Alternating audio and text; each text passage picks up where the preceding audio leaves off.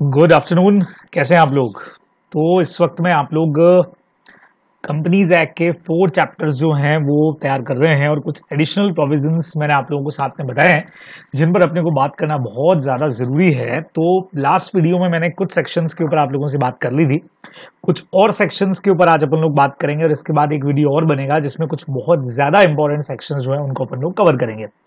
तो आज का हमारा पार्ट भी ज़्यादा मुश्किल पार्ट नहीं है। आप लोग देखें वहां से provision related with nominee chapter 4 जब आप पढ़ेंगे तो आपको एक पॉइंट वहां है कि हमको जब मेमोरेंडम के डिटेल्स हम सारे फिल करते हैं तो वहां पे लास्ट वाले क्लॉज के अंदर जो हमारा सब्सक्रिप्शन क्लॉज है वहां पे हम ओपीसी के केस के अंदर उसके नॉमिनी का नाम भी शो करते हैं। उससे रिलेटेड हमारे पास में एक प्रोविजन ये है कि नॉमिनी से रिलेटेड कुछ पॉइंट्स अपने को ध्यान में रखने चाहिए। सब फर्स्ट पॉइंट बहुत सिंपल हो गया, name and return consent of nominee. The memorandum of one person company shall indicate the name of the person with his prior written consent in the prescribed form। बहुत clear cut अपने को पता लगता है कि जब भी आप 1 पर्सन कंपनी में किसी नॉमिनी का नाम देंगे तो उससे पहले आपको उसका एक रिटर्न कंसेंट जो है वो लेना चाहिए। ठीक है, who shall in the event the subscriber's death or his incapacity the contract become the member of the company। यानी उस 1 पर्सन कंपनी के सब्सक्राइबर की अगर डेथ हो गई या इनकैपेसिटी हो गया तो ये पर्सन बन जाएगा कंपनी का मेंबर और इसीलिए अपन नॉमिनी का नाम भी देते हैं। And the return consent of such person से यहाँ पे मतलब क्या, नॉमिनी से, shell also be filed with the registrar at the time of incorporation of OPC along with memorandum and article. मतलब जिस वक्त में आप मेमोरेंडम और आर्टिकल सेंड कर रहे हो आरओसी को, उस वक्त में ये रिटर्न कंसेंट जो है उस नॉमिनी का वो भी आरओसी को सबमिट होना चाहिए। बराबर, सिंपल पॉइंट, कोई टेंशन नहीं। सेकंड पॉइंट कहता है nominee may withdraw his consent in such manner as may be prescribe. भाई एक बार कंसेंट मान लो दे दिया, फिर अगर उसको लगता है कि उसको कंसेंट नहीं देना है, मतलब कंसेंट विड्रॉ करना है, वो नहीं मेंबर बनना चाहता है, तो कभी भी अपनी कंसेंट को वापस से वो विड्रॉ भी कर सकता है। ये अपने को ध्यान में यहां पे रखना चाहिए। Now change the name of nominee. The member of 1 person company may at any time change the name of nominee by giving notice in such manner as may be prescribed। बहुत सिंपल पॉइंट हो गया भाई। एक बार मान लीजिए किसी person को appoint कर दिया और बाद में ओपीसी के उस मेंबर को लगता है कि यार मुझे नॉमिनी चेंज करना है, ठीक है, या हो सकता है नॉमिनी की डेथ हो गई हो, ये भी हो सकता है ना कि नॉमिनी की डेथ पहले हो गई हो, तो ऐसे में चेंज भी किया जा सकता है। तो पॉइंट फर्स्ट क्या कहता है कि भाई आपको नॉमिनी का नेम और रिटर्न कंसेंट देना है, बराबर। सेकंड नंबर, नॉमिनी कंसेंट देने के बाद फ्यूचर के टाइम पे विड्रॉ करना चाहे तो विड्रॉ कर ले, और ऐसे में ये जो पर्सन है, जो मेन मेंबर है, वो नया नॉमिनी अपॉइंट कर देगा, क्योंकि पॉइंट थर्ड भी उसको ये राइट देता है कि अगर वो नॉमिनी चेंज भी करना चाहे तो जब चाहे प्रेस्क्राइब नोटिस फॉलो करके पुराने नॉमिनी को हटा के नया नॉमिनी अपॉइंट कर सकता है। ठीक है, फिर intimate to the company and ROC. It shall be duty of the member of OPC to intimate the company the change. अगर आप चेंज करते हो तो नए नॉमिनी का नाम कंपनी को भी बताओगे, बराबर, आरओसी को भी बताओगे। If any in the name of nominee by indicating in the memorandum or otherwise within such time and such manner. जो भी एक टाइमिंग इसके लिए लॉ ने प्रिस्क्राइब किया उसमें काम अपने को करना पड़ेगा। तो यहाँ पे वो जो 1 पर्सन कंपनी का मेंबर है वो कंपनी को बताएगा कि सर मैंने ये चेंज किया है, ठीक है, और कंपनी क्या करेगी, एक पर्टिकुलर टाइमिंग के अंदर रजिस्ट्रार को इंटीमेट कर देगी कि सर ये ओपीसी का नॉमिनी जो है वो हमारा चेंज हो गया है, ये अपने को यहाँ पे ध्यान में रखना चाहिए। बराबर, सिंपल है। नाउ आगे, any such change in the name of person shall not deem to be an alteration of memorandum. ये बात और भी इन्होंने खास बात लिख दिया कि भाई स्टार्टिंग में अपन ने मेमोरेंडम भेजा, ओके, लेकिन यहां जब नॉमिनी के नाम को हम चेंज करते हैं तो इसको मेमोरेंडम में ऑल्टरेशन नहीं कहा जाएगा, है ना। बाकी आप लोगों ने मेमोरेंडम के ऑल्टरेशन के बहुत सारे पॉइंट्स पढ़े हैं, लेकिन अगर इस तरह का नॉमिनी चेंज होता है तो उसको हम ऑल्टरेशन इन मेमोरेंडम नहीं मान रहे, बराबर। यानी कि आपको सेक्शन 14, 13 के जो प्रोविजंस हैं वो इसके ऊपर कहीं पर भी एप्लीकेबल करने की जरूरत नहीं है। ये इन्होंने सिंपल सी बात कही है, तो बहुत छोटा सा सिंपल सेक्शन है, आप लोग ध्यान में रखेंगे, ठीक है, कोई टेंशन नहीं। चलिए अभी सेक्शन 6 हमारा क्या कहता है वो भी चेक करो। सेक्शन 6 कहता है act to override memorandum article. सब क्या लिखना चाह रहे हैं वो ये, सेव एज अदरवाइज। अब ये जो वर्ड आप सुन रहे हो, सेव एज अदरवाइज, इसका मतलब क्या हुआ, expressly provided in this act. यानी अगर किसी एक्ट में कुछ और इसके अगेंस्ट में लिख दिया गया हो जो यहां मैं पढ़ाने वाला हूं आपको, तो उसको तो सेव रखिए, उसको ध्यान में रखते हुए, उसको एज इट इज रखते हुए ये प्रोविजंस फॉलो करने हैं। क्या प्रोविजन फॉलो करने हैं? Number 1, the provision of this act shall have effect notwithstanding anything to the contrary contain, मतलब कंपनीज एक्ट में लिखी गई जो भी बात होगी वो इन तीनों चीजें जो मैं आगे पढ़ने वाला हूं हमेशा उनको ओवरराइड करेगी, हमेशा उनसे सुप्रीम रहेगी। किनसे? Number 1 memorandum and articles, number 2 any agreement जो भी एग्जीक्यूट हुआ, और कंपनी ने जनरल मीटिंग या बीओडीज में कोई भी रेजोल्यूशन पास किया हो, वेदर द सेम भी रजिस्टर्ड किया हो, उसको एग्जीक्यूट किया हो, आपने उसको भले ही पास कर दिया हो, बिफोर और after the commencement of this act. तो इस लाइन को पहले आप यहां बहुत अच्छी तरह से समझ लीजिए कि वो यहां पे आपसे क्या कहना चाह रहे हैं। बहुत अच्छे से इसको समझ लीजिए। मैं इसको थोड़ा सा बोल्ड भी कर देता हूं आप लोगों के लिए, ताकि थोड़ा सा आप इसको समझ जाएं कि पॉइंट हमारा क्या कहना चाह रहा है। देखिए इन्होंने क्या लिखा, इन्होंने बहुत क्लियर कट यहां पे आपको बोल दिया है, save as otherwise expressly provided in this act, the provision of this act shall have effect notwithstanding anything to the contrary contain. क्या मतलब हुआ इसका? इन द मेमोरेंडम और articles the provision of this act shall have effect notwithstanding anything to the contrary, यानी इस provision में, इस act के प्रोविजंस का हमेशा जो इफेक्ट रहेगा वो हमेशा सुपीरियर रहेगा, वो ओवरराइड करेगा। किसको? मेमोरेंडम और आर्टिकल्स के प्रोविजन को। आपने भले कोई एग्रीमेंट कर लिया हो या किसी भी तरह का जनरल मीटिंग या बोर्ड मीटिंग में भले ही आपने रेजोल्यूशन पास किया हो, लेकिन अगर वो कंपनीज एक्ट के किसी प्रोविजन के कॉन्ट्ररी में है तो आप मान के चलिए कि कंपनीज एक्ट का प्रोविजन ही फॉलो होगा, फिर ये चीजें फॉलो होने वाली नहीं है। अच्छा, आपने ये पढ़ा भी है, आपको रेगुलर क्लास के अंदर मैंने बोला भी कि एक बड़ा बॉक्स है जिसका नाम है कंपनीज एक्ट, उसमें एक छोटा बॉक्स हो गया जो है मेमोरेंडम, उसमें एक छोटा बॉक्स हो गया उसका मतलब आर्टिकल्स। तो कंपनीज एक्ट से बाहर जाकर के हमारे पास कुछ भी नहीं है। वेदर आप मेमोरेंडम आर्टिकल में लिखो कोई मतलब नहीं, आप कंपनी कोई एग्रीमेंट कर ले उसमें लिख दे कोई मतलब नहीं है, अगर कोई रेजोल्यूशन ही भले आप क्यों ना पास कर दो, कंपनीज एक्ट से कॉन्ट्ररी अगर है तो उसका कोई असर होने वाला नहीं है, भले ही फिर आपने उसको रजिस्टर्ड कराया हो, एग्जीक्यूट किया हो, या रेजोल्यूशन है तो पास किया हो। देखो 3 बातें लिखी है। रजिस्टर्ड वर्ड किसके लिए लिखा? मेमोरेंडम और आर्टिकल्स के लिए। एग्जीक्यूट वर्ड किसके लिए लिखा? सेकंड पॉइंट एग्रीमेंट के लिए। पास किसके लिए लिखा? रेजोल्यूशन के लिए। हमेशा इस तरह से लोगों को पढ़िए, है ना। तो भले ही आपने मेमोरेंडम आर्टिकल रजिस्टर्ड कराया हो, भले ही एग्रीमेंट एग्जीक्यूट किया हो, भले ही कोई रेजोल्यूशन पास किया हो, चाहे इस एक्ट के कमेंसमेंट से पहले या बाद में किया हो, लेकिन कंपनीज एक्ट के बियॉन्ड जाके कुछ भी किया तो वो वैलिड होने वाला नहीं है, उसका कोई इफेक्ट यहां पे नहीं होगा। ये आप लोगों को मेनली ध्यान में रखना चाहिए था। बराबर, ठीक है, कोई टेंशन नहीं इसके अंदर। चलिए अब इस पर थोड़ी सी आगे और बात कर लेते हैं अपन। सेकेंड पॉइंट इसका क्या कहता है? In any provision contain in the memorandum articles agreement or resolution shall to the extent to which it is repugnant, का मतलब अगेंस्ट या unfavourable to the provision of this act become or to be void as the case may be. तो अब ये भी जो आपको मैंने बोला कि कोई भी प्रोविजन जो आपने मेमोरेंडम आर्टिकल एग्रीमेंट या रेजोल्यूशन में लिखा, तो कंपनीज एक्ट के प्रोविजन के जहां तक वो अगेंस्ट में अनफेवरेबल जाएगा वो बिल्कुल वॉइड माना जाएगा। बहुत सिंपल एग्जांपल लेते हैं ना अपन, जो आप लोगों को ध्यान में भी है। सपोज करिए कंपनीज एक्ट कहता है कि आप लोगों को पब्लिक कंपनी में मिनिमम मेंबर 7 रखना पड़ेगा, और आपने उसको चेंज कर दिया कि नहीं हम तो 5 ही रखेंगे, हमने अपने मेमोरेंडम में लिख दिया है कि हमारे तो 5 ही मेंबर होंगे। तो बट ऑब्वियस है ऐसा प्रोविजन एब्सोल्युटली वॉइड होने वाला है, बिल्कुल उसका कोई लीगल फॉर्मेशन नहीं होगा, ये अपने को ध्यान रखना है, ठीक है। या आपने मान लीजिए कि जनरल मीटिंग के अंदर ये रेजोल्यूशन पास कर दिया कि हम तो 5 मेंबर ही रखने वाले हैं, ठीक है। या बहुत सारे कंपनीज एक्ट के प्रोविजंस आपने पढ़े, उनको चेंजेस कर दिया आपने कि नहीं हमने तो रेजोल्यूशन पास कर दिया, सारे मेंबर्स हमारे एग्री हैं, हमारा जो ऑब्जेक्ट है हम तो उस ऑब्जेक्ट के बाहर जाके काम करेंगे, भले ऑब्जेक्ट क्लॉज में कुछ भी लिखा हुआ हो, ठीक है।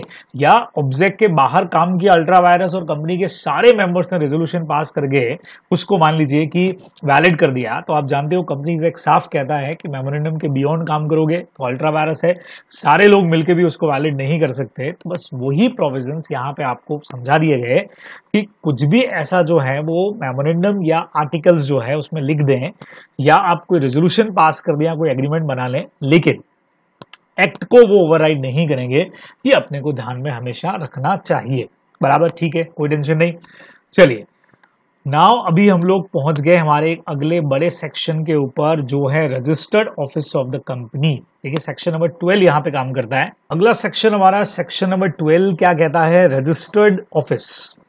अ company shall on and from the 15th day of its incorporation, यानी हर कंपनी अपने इनकॉर्पोरेशन पर ऑन एंड फ्रॉम द मतलब 15वें दिन पे और उसके बाद से and all times thereafter have a registered office capable of receiving and acknowledging all documents, all communication and notices as may be addressed to it। बहुत सिंपल सी बात लिखी है कि हर कंपनी को अपने इनकॉर्पोरेशन से 15वें दिन पे 15th डे पे और उसके बाद से हर वक्त एक रजिस्टर्ड ऑफिस रखना पड़ेगा ना। सिंपल हो गया कि भाई आपका रजिस्टर्ड ऑफिस आपके पास होना ही होना चाहिए, जहां पे सारे कम्युनिकेशन होंगे, जो भी नोटिस वगैरह होंगे सारे वहीं पर आने वाले हैं। अब आप लोग जानते हो कि जब कंपनी इनकॉर्पोरेट होती है हम रजिस्टर्ड ऑफिस का एड्रेस तभी भेज सकते हैं, तो अगर तभी भेज दिया तो टेंशन नहीं, उसके बाद तक आपको मेंटेन करना है। नहीं तो आप बाद में भी भेज सकते हो, उस वक्त टेम्पररी ऑफिस भेज दीजिए। तो ये अपने को ध्यान में रखना है कि 15वें दिन पे आपका रजिस्टर्ड ऑफिस होना चाहिए, जो आगे हमेशा जब तक कंपनी चलेगी तब तक ये भी चलने वाला है। Second number, company shall furnish to the ROC verification of registered office with a period of 30 days of its incorporation in such manner as may be prescribe. अब इसका क्या मतलब हो गया, कंपनी अपना रजिस्टर्ड ऑफिस का वेरिफिकेशन जो है वो भी यहाँ पे जरूर करवाने वाली है। हमने कहा सर वेरिफिकेशन का मतलब यहाँ पे क्या हो गया, यानी जब भी आपकी कंपनी बन जाती है तो company shall furnish to the registrar verification of registered office. तो इनकॉर्पोरेशन से 15वें दिन तक आपके पास ऑफिस तो आ गया, उसके बाद 15 दिन और 30 दिन के अंदर आपको आरओसी को वेरिफिकेशन भेज देना चाहिए। उसमें आप इलेक्ट्रिसिटी आपके यहाँ जो आ गई है या वाटर का जो आपका बिल है, या अगर आप लैंडलॉर्ड हैं तो उस केस के अंदर आपके पास में टाइटल पेपर्स होंगे, मैंने पहले भी आपको बताया है, या अगर टेनेंट है तो जो रेंट एग्रीमेंट की कॉपी है उनमें से कुछ भी आप जो है वो रजिस्ट्रार को भेज सकते हैं। ये अपने को वेरीफाई इस तरीके से करवा लेना चाहिए। तो सेक्शन 10 है जो हमने लास्ट वीडियो के अंदर देखा था, उसके अंदर भी मैंने आपको कहा था कि उसमें लिखा हुआ भी था कि सेक्शन नंबर 12(2) के हिसाब से आपको वेरिफिकेशन करवाना चाहिए certificate of commencement of business के लिए। बिल्कुल वही वाला 12(2) इस वक्त में आप यहाँ पे देख रहे हैं कि आपको वेरिफिकेशन करवाना है। तो टाइमिंग जरूर ध्यान में यहाँ पे रखने वाले हो। 15 डेज में तो आपका रजिस्टर्ड ऑफिस होना चाहिए इनकॉर्पोरेशन से, और 30 डेज के अंदर आपको उसका वेरिफिकेशन करवाना है। एमसीक्यू के हिसाब से भी अच्छा हो सकता है। अब कुछ इंटरेस्टिंग पॉइंट है, एवरी कंपनी शेल बोले तो कंपल्सरी क्या करना पड़ेगा, देखो पॉइंट नंबर 1 चेक करो। किसी भी कंपनी के लिए ये करना कंपल्सरी होगा। क्या है, नंबर 1, नंबर ए, पेंट करवाओ, affix it's name and address of the registered office and keep the same painted or affixed। करवाना है और हमेशा उसको कीप द सेम यानी मेंटेन भी करना है। क्या करना है, भाई कंपनी का नाम या तो पेंट करवा दो। सर फिक्स क्या हो गया कि भाई अगर पेंट नहीं करवाया तो किसी होर्डिंग के ऊपर लगवा करके फिक्स कर दो, है ना, स्क्रू लगा करके उसको किधर लगा दो, चिपका दो, अटका दो, लटका दो, कुछ भी कर लो। पेंट और affix is name and address of registered office. क्या क्या चीजें, दो, एक तो नेम, दूसरा रजिस्टर्ड ऑफिस का एड्रेस, और उसको कीप द सेम, उसको चालू रखना है हमेशा जब तक कंपनी चल रही है। कहां पे, on the outside of every office or place in which is business is carried on. जहां कहीं भी कंपनी का जो भी ऑफिस हो और जहां पे भी कंपनी का बिजनेस चल रहा हो, समझ रहे हैं आप बात को। सर ब्रांच ऑफिस वगैरह सब आ गया है इसके अंदर, जिधर भी कंपनी का ऑफिस है, हम खाली रजिस्टर्ड ऑफिस की बात नहीं कर रहे हैं, ठीक है। सर ऊपर लिखा है ना रजिस्टर्ड ऑफिस, अरे वो क्या, पूरा पॉइंट तो देखो अच्छी तरह से। Name and address of registered office, company को अपना नाम, सपोज करिए हमने बोला Excel Commerce Academy Private Limited, ठीक है, E96 Kalpataru shopping centre, Shastri Nagar, Jodhpur, ये हमारा नेम भी हो गया और साथ में हमारा एड्रेस भी हो गया। तो ये हमको अपने हर office or place of business के बाहर लगाना पड़ेगा, समझ रहे हैं, चाहे इधर है चाहे किधर भी है, वो लगाना पड़ेगा, जरूरी है। पेंट कराए या फिक्स कराए, तो आपने एक्सेल के बाहर भी देखा होगा कि बाकायदा फिक्स किया हुआ, पेंट किया हुआ नहीं दिखेगा आपको, बोर्ड लगा हुआ दिखेगा जहां पे एकेडमी का नाम भी दिखेगा, आपको पूरा उसका एड्रेस भी दिखेगा। अच्छा, कैसा होना चाहिए, पोजीशन ऐसी होनी चाहिए, कॉन्स्पिशियस पोजीशन का मतलब जिधर से आराम से दिखाई दे जाए कि हाँ ऐसी जगह कि जहां कोई भी बंदा आ रहा है तो उसको दिख रहा है कि हाँ भैया कंपनी का नाम है। लेजिबल लेटर्स का मतलब ऐसे लेटर्स जो पढ़ने में आते हों, जो समझ में आते हों, ठीक है। And if the characters employed therefor are not those of the language or of one of the language is general use in that locality, ठीक है, also in the characters of that language or of one of those languages. दो चीजें हो गई यहाँ पे। अगर उसके कैरेक्टर्स कुछ इस तरीके के हैं कि जो मान लीजिए जनरल इंग्लिश के अंदर हमने यूज कर लिया, तो जो समझ में आने वाली लैंग्वेज हो, therefor are not those of the language or of one of the language is general use in that locality, also in the characters of that language or one of those languages, जो वहां पे language commonly लोग समझते हो उस language के अंदर आप लिख सकते हैं। अदरवाइज जनरली जो है वो इंग्लिश के अंदर भी लिखा जाता है या वहां की जो लैंग्वेज कॉमन है। अब आप कहोगे सर कॉमन लैंग्वेज है, इसका मतलब हम मारवाड़ी में लिख देंगे यहाँ पे जोधपुर में। ठीक है, हमारी मारवाड़ी जो है या राजस्थानी जो है वो अभी तक उसको सर्टिफिकेशन नहीं मिला हुआ है ना, ऑथोराइज लैंग्वेज नहीं है पार्लियामेंट की तरफ से, तो इस वजह से यहाँ वो काम नहीं आएगी। हिंदी या इंग्लिश जो है काम आ सकती है। गुजरात में जाएंगे वो गुजराती में लिख सकते हैं, महाराष्ट्र में जाएंगे तो वो मराठी के अंदर लिख सकते हैं, बिल्कुल वहां लिखा जा सकता है उनकी लैंग्वेज के अंदर, ये अपने को ध्यान में रखना है। ठीक है, तो जनरल यूज ऑफ लोकेलिटी को जो समझ में आए वो आप लिख सकते हैं। अब सेकंड पॉइंट इसका बी नंबर देखो, have its name engraved in legible character on it's seal. अब देखो पहले तो आया कि भाई हर ऑफिस के बाहर आपको नेम और एड्रेस लगाना पड़ेगा, नेम कंपनी का और एड्रेस हर ऑफिस के बाहर लगाना है। अगर ऑफिस और भी कहीं है तो भी आपको रजिस्टर्ड ऑफिस का एड्रेस उस मेन अपने ब्रांच ऑफिस के बाहर भी दिखाना पड़ेगा। ठीक है, सेकंड नंबर लिख रहे हैं कि जो कंपनी की सील होगी, अगर है तो आप जानते हो आजकल सील होना जरूरी नहीं है, तो अगर सील है तो उस पर कंपनी का नाम एनग्रेव का मतलब खुदा हुआ होगा, है ना। सील वगैरह इस तरह की होती है, नाम खुदा हुआ होता है। तो यहां आप देखो फर्क देखो, यहां सिर्फ कंपनी का नाम आ रहा है, जबकि ऑफिस के बाहर क्या आ रहा था, नेम और एड्रेस दोनों आ रहे थे। सील के ऊपर सिर्फ कंपनी का नाम आ रहा है। सी पॉइंट देखो, सी में तो कितनी चीजें आ रही है, गेट इट्स नेम, ऑफिस का एड्रेस, कंपनी का CIN जो आप पढ़ के आए हो, कंपनी का टेलीफोन नंबर भी आप लोग देख रहे हो वहां पे, है ना। उसके बाद में कंपनी का फैक्स नंबर, कंपनी का मेल एड्रेस, वेबसाइट एड्रेस अगर कोई भी हो तो, printed in all its business letter, bill head, letter paper and in all its notices and other official publication। यानी कंपनी के जो भी बिजनेस लेटर होंगे, है ना, लेटर हेड आप लोग देखते हो, लेटर पेपर्स वगैरह जो भी आपको जो भी कंपनी के नोटिस भी जाएंगे उन सब पे ये सारी की सारी इंफॉर्मेशन होगी। तो ऑफिस के बाहर तो सिर्फ नेम और रजिस्टर्ड ऑफिस का एड्रेस होगा, सील के ऊपर सिर्फ नाम होगा, लेकिन कंपनी का जो भी नोटिस या बिजनेस लेटर प्रिंट हो रहा है उसके ऊपर इतनी सारी information, name, address, CIN, telephone, fax, mail ID, website address, ये सब कुछ होना चाहिए। अब डी पॉइंट देखो, have its name printed on. अब यहाँ पे भी सिर्फ नेम, फर्क समझो, सिर्फ नेम कहाँ पे, हुंडीज। अब आप बोलो सर हुंडीज क्या होती है, फिलहाल ये समझ लो नेगोशिएबल इंस्ट्रूमेंट में अपन पढ़ेंगे जो बिल्स ऑफ एक्सचेंज का लोकल वर्जन कह सकते हो, मतलब लोकल लैंग्वेज में जो नेगोशिएबल इंस्ट्रूमेंट या बिल्स ऑफ एक्सचेंज, विनिमय विपत्र हिंदी वालों के लिए अगर लिखे जाते हैं तो उसको अपन हुंडी कहते हैं। तो नेम प्रिंटेड होना चाहिए सिर्फ, जो कंपनी के प्रमोशनरी नोट्स आप लोग पढ़ के आए हो, बिल्स ऑफ एक्सचेंज आप लोगों ने अकाउंट्स के अंदर पढ़ा हुआ है ना। तो जो भी इस तरह के डॉक्यूमेंट्स होंगे, बिजनेस लेटर्स जो भी हो गए, वो लेटर्स ऊपर वाला नहीं सर, बिजनेस लेटर तो वो हो गया, यहाँ पे नेगोशिएबल लेटर्स जो भी हैं उन सब पर कंपनी का जो नाम है वो लिखा जाएगा। कई बार आजकल आप देखते हो चेक के ऊपर भी कंपनी का नाम प्रिंट होता है ना, नीचे जहां साइन होता है उधर कंपनी का नाम भी प्रिंट रहता है, तो यहाँ सिर्फ नाम आएगा। तो चार चीजें यहाँ आपको मैंने बोली है, ऑफिस के बाहर नेम और एड्रेस आ रहा है, सील के ऊपर सिर्फ नेम आ रहा है, लेटर हेड और बिजनेस पेपर्स वगैरह जो भी बन रहे हैं उनके ऊपर नेम और रजिस्टर्ड ऑफिस का एड्रेस आ रहा है, CIN आ रहा है, और भी phone number, mail address, website address सब कुछ आ रहा है। लेकिन जो वापस से बिल्स ऑफ एक्सचेंज या प्रमोशनरी नोट या हुंडीज बनेंगी उनके ऊपर सिर्फ आ रहा है कंपनी का नेम, या एड्रेस भी नहीं लिखा हुआ है, देखिए सिर्फ नाम आएगा, ये अपने को ध्यान में रखना है। सिंपल प्रोविजन है, कोई टेंशन नहीं। आगे प्रोविजन क्या कहता है, provided that where a company has change its name or name during the last 2 year. अगर कंपनी ने पिछले 2 सालों में अपना नाम चेंज किया है या एक से ज्यादा बार नाम चेंज किया है, तो इट शेल पेंट और अफिक्स और paint as the case may भी, पेंट किया है तो पेंट, अफिक्स किया है तो affix, along with its name the former name or name so changed during the last 2 year। ठीक है ना, पिछले 2 साल में आपका जो कंपनी का नाम था, पुराना नाम, ठीक है, पुराना नाम आपका था, मान लीजिए, हाँ मैंने पहले भी एग्जांपल दिया, सनसेट लिमिटेड। आपको लगता है सनसेट में तो सारा सनसेट हो रहा है तो सनराइज रख रहे थे, जैसे अभी वाले मामले में तो सनराइज हो चाहे सनसेट हो सब एक ही बात है, सब घर में लॉकडाउन है, तो सनसेट की जगह सनराइज कर दिया। तो अगर आपका ये चेंज पिछले 1 साल 2 साल में, मतलब 2 साल लिखा हुआ वहां पे, मैं एग्जांपल ले रहा हूँ कि पिछले साल आपने चेंज किया था 1 साल पहले, तो अपने नए नाम के साथ आपको कंपनी के ऑफिस के बाहर वाली जो जगह थी वहां पे आपको ये भी काम करना पड़ेगा, अपना पुराना नाम भी साथ में लिखना पड़ेगा। तो पिछले 2 सालों में जो जो नाम आपके चेंज हुए वो सारे भी आपको यहाँ फिक्स करने पड़ेंगे। ये सिंपल सा मीनिंग है जो आप लोग ध्यान में रखोगे, ठीक है, कोई टेंशन नहीं। अच्छा, OPC के लिए पहले भी पॉइंट आ चुका था कि ब्रैकेट के अंदर कंपनी के नाम के साथ, क्योंकि कंपनी का नाम जैसे OPC भी होगा, सपोज करो मैंने एक OPC बनाया तो मेरी कंपनी का नाम मैंने रख दिया JB प्राइवेट लिमिटेड, तो इससे तो पता ही नहीं लगेगा कि OPC है, बिकॉज ये तो प्राइवेट कंपनी तो बहुत सारी होती है ना।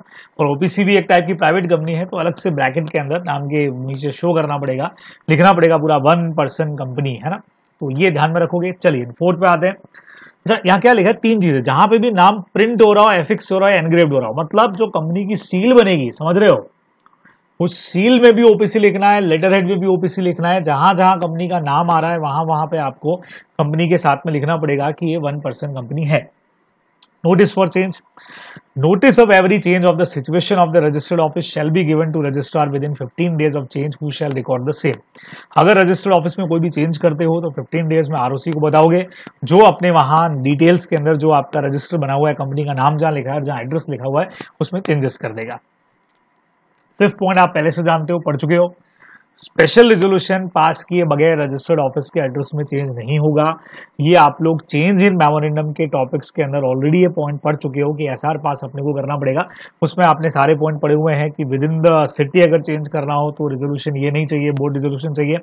लेकिन सिटी अगर चेंज हो रही है, स्टेट चेंज हो रहा है, एक ही स्टेट में आरओसी, एक से दूसरे आरओसी के एरिया में जा रहे हो, तो भी आपको स्पेशल रेजोल्यूशन पास करना पड़ेगा। ठीक है, फिर क्या लिखा है, अगर ये सेक्शन नहीं मानते हो तो नहीं मानोगे तो क्या होगा, कंपनी और एवरी ऑफिसर जिसका डिफॉल्ट है 1000 रुपीज पर डे के हिसाब से पेनल्टी है, जो चलती रहेगी जब तक ये गलती आपकी रहेगी, है ना, एवरी डे। लेकिन मैक्सिमम से मैक्सिमम पेनल्टी जो है company and every officer in default पे वो लग सकती है 1 लाख रुपीज। क्लियर। लेकिन बड़ा एक्शन, ये वाला पॉइंट अपन सेक्शन 10A में भी पढ़ चुके थे लास्ट वीडियो में।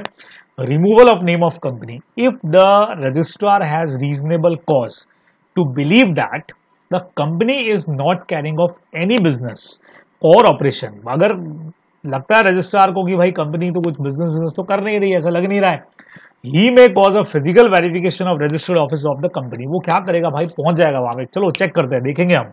तो फिजिकल वेरिफिकेशन करने पहुंच जाएगा रजिस्टर्ड ऑफिस का, किसके, कंपनी के। आपने जो एड्रेस दिया ना उधर पहुंच गए, और वहां पहुंच के पता लगा कि भैया डिफॉल्ट है। ऊपर वाला जो पूरा सेक्शन पड़ा, हो सकता है कंपनी का ऑफिस ही नहीं है उधर, है लेकिन नाम नहीं है, पेंट नहीं किया, फिक्स नहीं किया, पुराना नाम नहीं लिखा, जो कुछ भी है, any default is found to be made in complying with the requirement of section 12(1) first वाली जो ऊपर अपन ने पढ़ी थी।